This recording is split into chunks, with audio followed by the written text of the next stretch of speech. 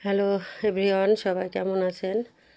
আমি আল্লাহ রহমতে ভালো আছি। এই যে চলে এসেছি, আজকে মুক্তমঞ্চে যাব রাজশাহীতে বেড়াতে। তো ছেলে মেয়েরা বলল যে আম্মু চলো, আজকে শুক্রবারের দিন আমরা একটু সবাই ঘুরে আসি। তো যেই কথা সেই কাজ, চলো সবাই মিলে তাহলে বেরিয়ে আসি।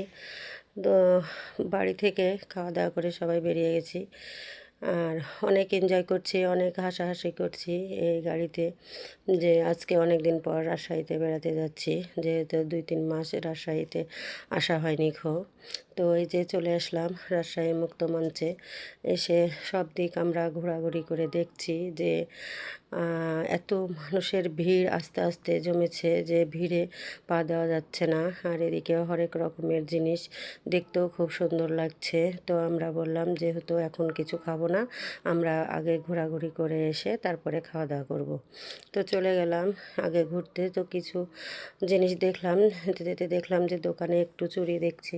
তো চুড়ি দেখলাম, অনেক রকমের চুড়ি, দেখতে খুব সুন্দর লাগছে, ফুল আছে, অনেক হরেক রকমের জিনিস। তো চুড়িগুলো দেখতে আমাকে সেই সুন্দর লাগছে। তো আমরা বললাম যে আগে চরে বেরিয়ে আসি, তারপরে চুড়ি কিনবো, যেগুলো পছন্দ হবে সেই সব জিনিসগুলো কিনবো। আর এখানে 30 টাকা দামেরও অনেক জিনিস আছে, যা কিনবেন তাই 30 টাকা বলছে। তো আমরা আগে চরে চলে গেলাম বেড়াতে।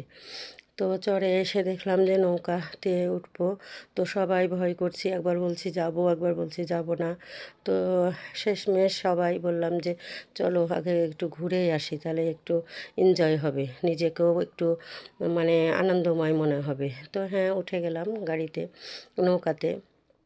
নৌকাতে উঠে সবাই মিলে এনজয় করছি, আর খুব ভালো লাগছে। আর অনেক দিন পরে মনে হচ্ছে যে ছোটোবেলার কথায় আমি ফিরে যাচ্ছি, যে ছোটোবেলায় এরকম নৌকাতে করে অনেক বেরিয়েছি, কারণ আমার বাসা সেই প্রেমতলী গোদাগাড়ি।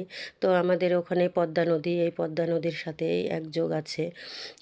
তো আমরা এই গোধূলি বেলাতে এতই সুন্দর লাগছে আবহাওয়াটা, আর মানে দৃশ্যটা এতই সুন্দর লাগছে যে বলার মতো না। মানে সেই ছোটোবেলার কথা, আমার স্মৃতি অনেকগুলা মনে পড়ে যাচ্ছে, যে কত এই নদীর ধারে বেড়াতে এসেছি, গোসল করেছি। আর এই নদীর চরে বসে আমরা কত ছোটোবেলায় বালু নিয়ে খেলেছি, তারপরে বালু দিয়ে ঘর বানিয়েছি। তো সেই কথাগুলো, আমার শুধু স্মৃতিগুলো মনে পড়ে যাচ্ছে। আর এদিকে হাঁটতে হাঁটতে এত আমি হাঁপিয়ে গেছি যে অনেক সময়তে মানে অনেক হাঁপাচ্ছি আমি এরকম। তো আমার খুব ভালো লাগছে, আর আমি বালুগুলা নাড়ছি একে একে।